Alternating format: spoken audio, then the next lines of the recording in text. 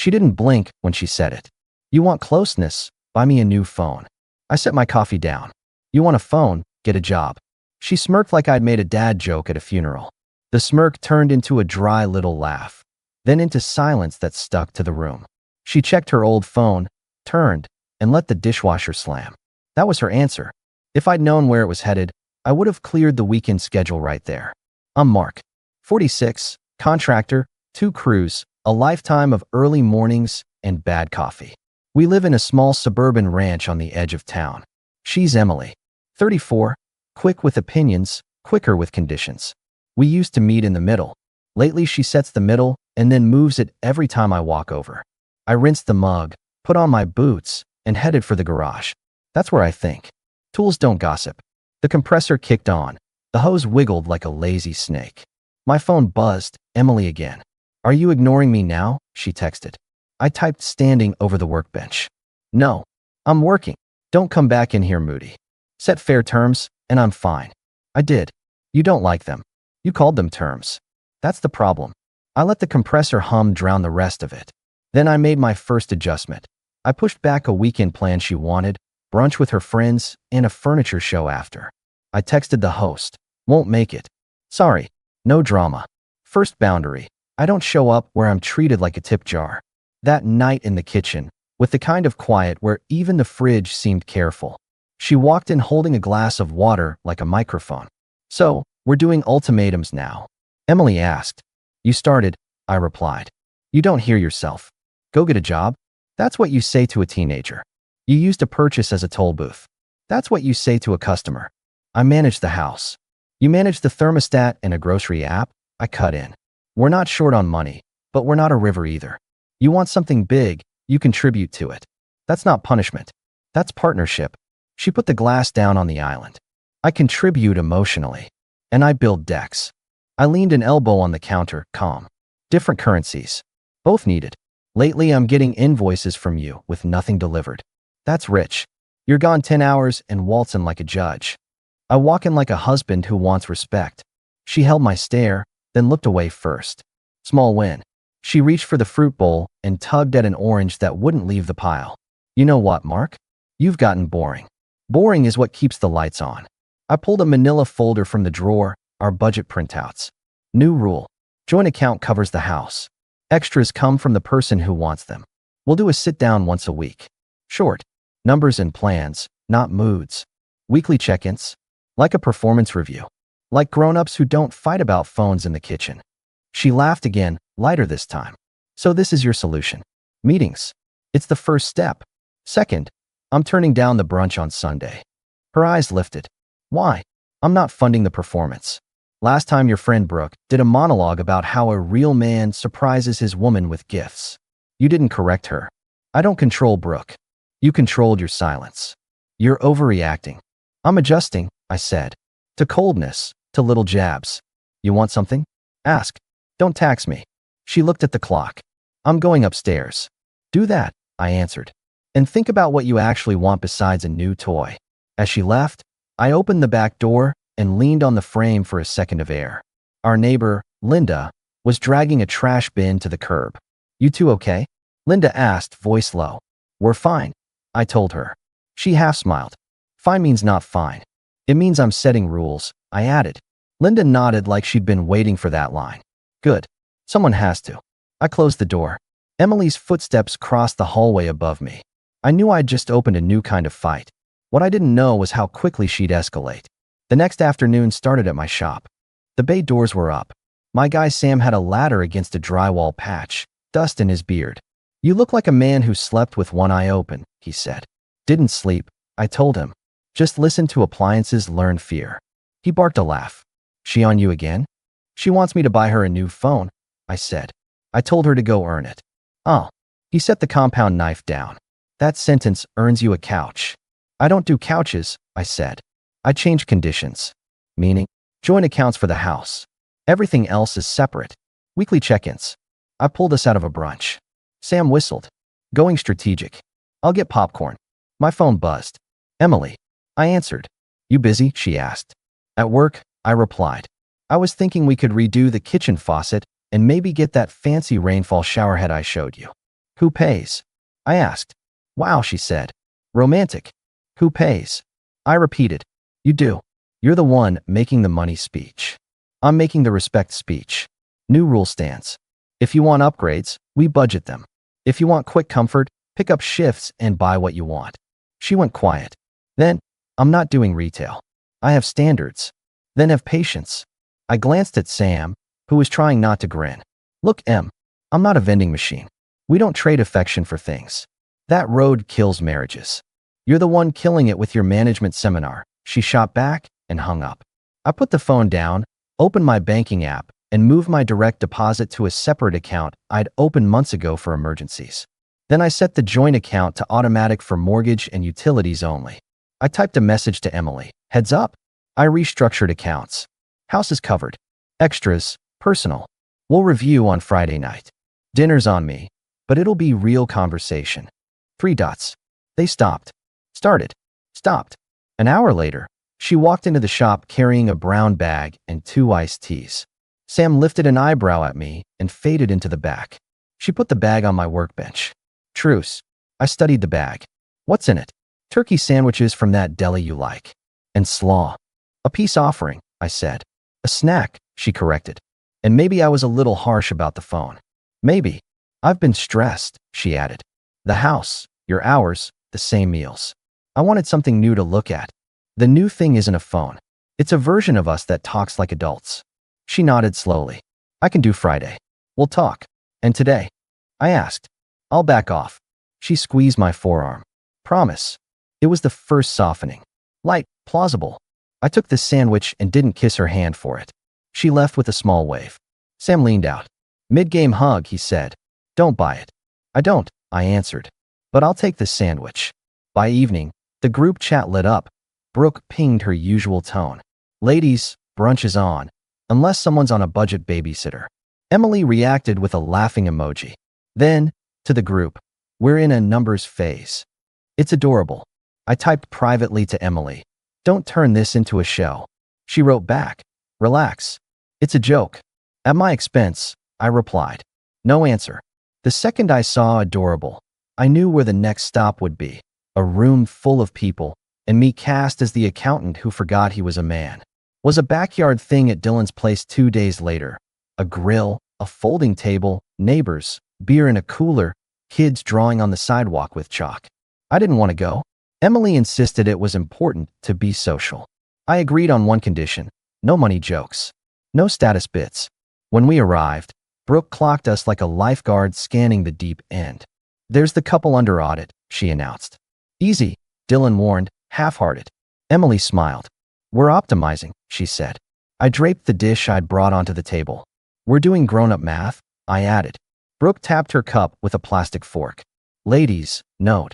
If you withhold fun long enough, a man will plan a meeting. A few people chuckled. I looked at Emily. She didn't check her friend. She looked at me to check my temperature. I kept it cool. Fun won't be withheld tonight, I said. We brought something good. Sam arrived late, still in work pants, and clapped me on the shoulder. I heard there's a budget dance, he joked to deflect the heat. Brooke kept going. Emily says he turned the joint account into a museum exhibit. Please do not touch the displays. Dylan tried again. Brooke. Emily lifted a hand. It's fine, she told him. It's not, I answered, voice steady. We had a deal. She sipped. We're at a party, Mark. Not in the office. Then why is my paycheck your entertainment? People got quiet. The kids kept drawing without a clue. Sam looked down at his shoes. Brooke leaned in, smelling the attention. Oh, come on, Mark. It's just banter. I faced Emily, not Brooke. Once, I said, you told me you wanted a partner. Not an ATM. Brooke snorted. ATM is generous. That was the kill turn. A line you cannot reel back. I took my keys out and flipped them in my palm. I said, you're riding with Brooke tonight. Her eyes widened. What? You heard me. Don't be dramatic. I'm not, I replied. I'm drawing a line where you erased one. You chose the performance. You can enjoy all of it. I won't be your prop. Dylan lifted both hands. Hey, this is between us, I told him. Emily lowered her voice. You're going to leave me here? I'm going to leave this dynamic, I said. And I'm going to do it now so no one confuses me for a man who smiles while he's insulted. Brooke laughed, too loud. Oh, he's serious. I am, I said. Then to Emily. I'm home. You want to talk respect? You know the address. I left the dish on the table and walked out. Sam caught up to me at the curb. You sure? He asked. I'm past sure. He nodded once. Text me if you need a couch. I need a plan, I said.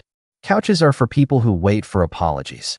When I got home, I packed a duffel with 3 days of clothes, my work boots, and my shaving kit. I moved the safe to the closet and locked the documents.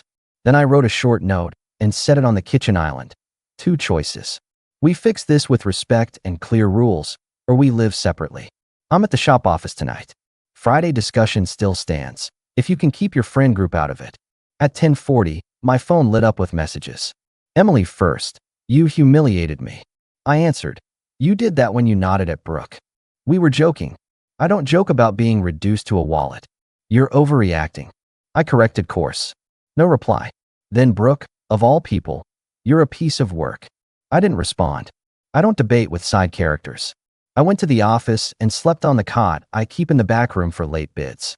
Next day started with a knock on the office door at 6 a.m. I was sitting at the folding table balancing a service estimate. Emily walked in carrying a paper bag and a thermos. I made breakfast, she said. Eggs and toast. Coffee. I looked down at the estimate, then up at her. Good morning. She set everything down, shoulders smaller than usual. I went too far last night. You did, I agreed. I didn't think you'd actually leave. I always do what I say. I know. She took the lid off the thermos. I wanted to hurt you back. That's not right. No, it's not. I'm sorry, she said. Come home. I unscrewed the thermos lid and took a sip. It was good. I put it down. This is the second softening, Emily. Breakfast and an apology. I appreciate both. The rules don't change. She nodded without rolling her eyes. That was new. Say the rules again. Joint account is the house. Extras are personal. No public shots. If you can't control your circle, you don't go, or I don't. Weekly check-in, Friday night. If you want something expensive, you budget for it, or you earn it. We don't barter affection. We don't withhold it to leverage things. She leaned on the table with her fingertips. And if I mess up, then I'm gone. Not for the night. For good. Her throat moved. Okay. I'm not punishing you, I added. I'm protecting us. If there's any us left. There is, she said quickly. Prove it. How? Get a job, I said. Any hours. Not for the money. For the principal. Buy your own phone if you still want it. She stared at the thermos lid. I'll try. Don't try. Do. Her eyes lifted. Where do you want me today? At home, I answered. Call Brooke and end the show. Tell Dylan I left because I won't be disrespected. Tell Linda next door you're fine. You want me to announce it? I want reality stated out loud. Puts pressure on you to follow through. She nodded. Okay. I stood. I'll shower here and head to a job site. I'll be home tonight at 6. We eat. We talk. We decide. She walked to the door, paused. Thank you for not throwing me away. I don't throw people away. I just don't carry them when they keep kicking. She left. I ate the toast standing at the table, thinking through Friday's discussion. Then I made the second big adjustment of the week.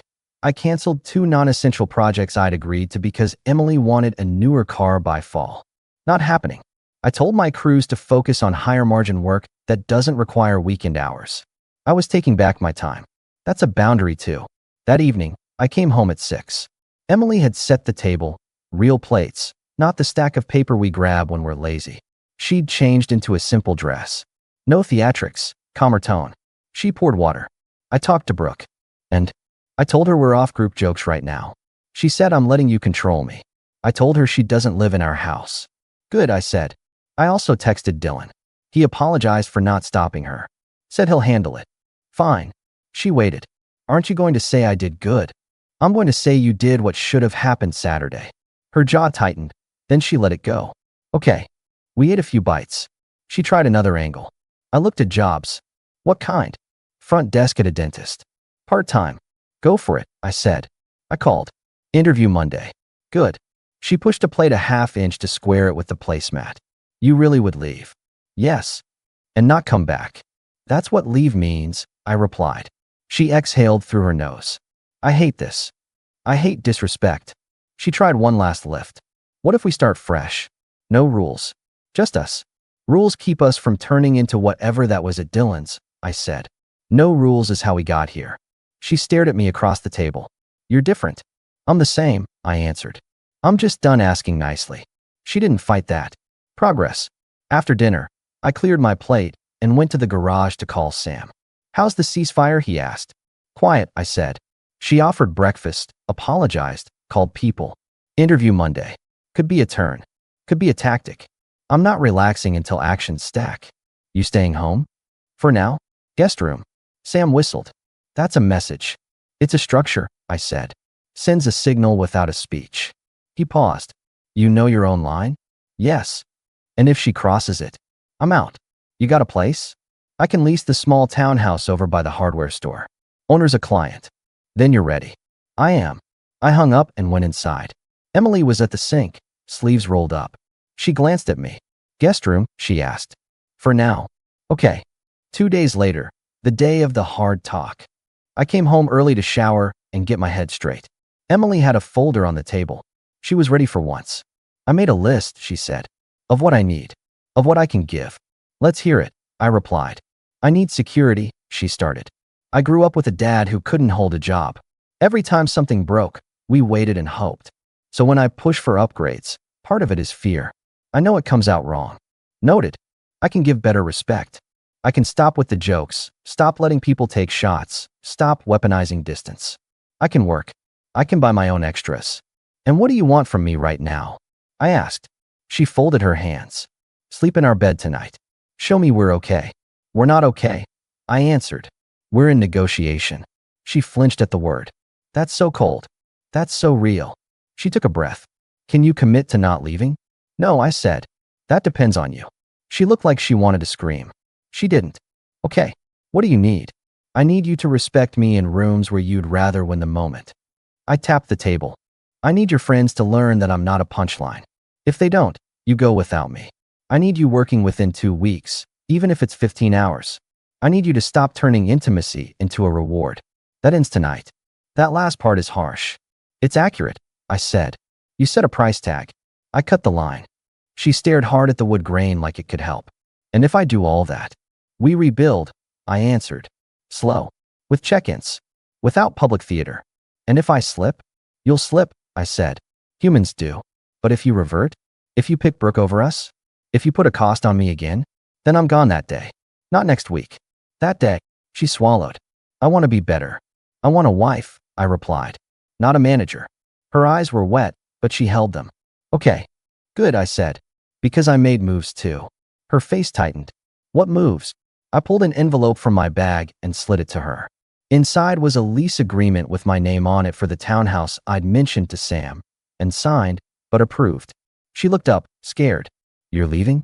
I'm prepared, I said. Not bluffing. Don't, she whispered. Then don't make me. She pushed the envelope back without touching it. I'll prove it. Start Monday, I said. And call Brooke tonight. Tell her to lose your number for a month. She's a fog machine. We need air. That's a lot. That's minimal. She looked at the envelope again. If I do this, you stay? I stay while we're building, I answered. I don't promise forever on credit. She nodded once, like a soldier saluting a hard order. Fine. And one more thing, I added. I want a public boundary. Tomorrow, we'll take a walk around the block around 7, when people are out. If Linda or anyone asks, you'll say we're good and we're off public jokes. You'll say it out loud. You want witnesses, she said. I want accountability. She thought about the block, the mailbox row, Linda with her trash bin, the neighbor with the old dog. Okay. We sat there for a minute listening to the hum of the fridge. No one moved. Then she spoke. Can I hug you? She asked. Not as currency. As a human, I replied. She came around the table and placed her arms on my shoulders. Careful, like she didn't trust herself not to squeeze too hard. I let the hug happen. Then I stepped back. Guest room tonight, I said. She nodded. I know. We did the walk the next evening. Linda waved. You two made up? We're working with rules, Emily answered before I could. And we're done with public shots. If you hear any, stop them. Linda gave me a look that said, finally. You got it. It should have ended there, with a straight road to better days. But the thing about a person who's used to controlling the weather is they test the windows when you lock the door. The real test came 3 days later at a small get-together at my shop. Barbecue out back to thank the guys for finishing a brutal job early. It was my territory this time.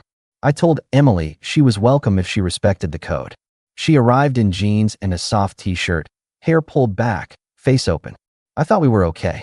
Sam made a short toast. To the man who got us paid and home before Sunday, he said, raising a soda. Emily smiled up at me. To the budget king, she added, loud enough that it echoed off the sheet metal. It wasn't cruel. It was lazy. It was also a violation because she'd promised no labels. 3 guys laughed, reflex. Carla, my bookkeeper, winced. Emily, I said calm. Don't do that here. She blinked like I'd spoken another language. I'm just kidding. Carla stepped in, voice even. We don't use Mark as content, she said. Not in this building. Emily bristled. I'm his wife. And I'm the one who closes his books, Carla replied. Respect pays. Emily looked at me. Say something. I answered. I'm done. Thanks for coming. You can go. Her mouth opened. You're kicking me out. I'm protecting my crew in my own name, I said, still calm. I told you, no public labels. You couldn't help yourself. I don't negotiate with just kidding. She stood there, small and furious. Sam set his cup down without the usual grin. Carla didn't move. Everyone waited. Emily turned, walked out the bay door, and didn't look back. That night I signed the lease. I left a note on the island with the keys I wasn't taking. It was one sentence. Respect is the only rent I pay, and it's due daily. I packed quietly, hugged the dog, and drove to the townhouse at the edge of town. It's small, clean, and mine. The first week, I slept like a human again. The second, I moved my tools into a corner and bought a cheap workbench. On Saturdays, I take the pickup west to a trailhead and walk until my legs ask me to stop. I eat at a diner where the waitress calls me sir and means it. No performance. No invoices. Emily didn't call for a while. Linda told me, over the fence one afternoon, that Emily started the front desk job and kept it. She learned how to count hours and plan purchases. Someone said she canceled her group chat for a month. Good. That was the rent she owed herself, not me. 3 months later, I met Tessa at a supply house, first in line on a Tuesday morning. She runs a small staging business, loads her own van, answers her own phone. We've been out twice. She splits checks, not because she's proving a point, but because that's just how she is. I don't follow Emily's updates. People try to deliver them anyway. She's quieter, Dylan said when we bumped into each other at the gas station. She works. She stopped letting Brooke play MC. I nodded. Good, I said. That's what grown-ups do. I drive home to a place that stays exactly the same when I lock the door. The silence is respectful, not cold. When I cook, I eat. When I talk, I'm heard. When I say no, it sticks. Before bed, I look at the envelope where I keep documents. Next to a short list I wrote the day I moved out. Work hard. Tell the truth. Make rules and keep them. The list is boring. Boring keeps the lights on. I don't carry anyone who kicks. I don't pay tolls at private booths. And I don't rent myself out to rooms that introduce me as a punchline. That part of my life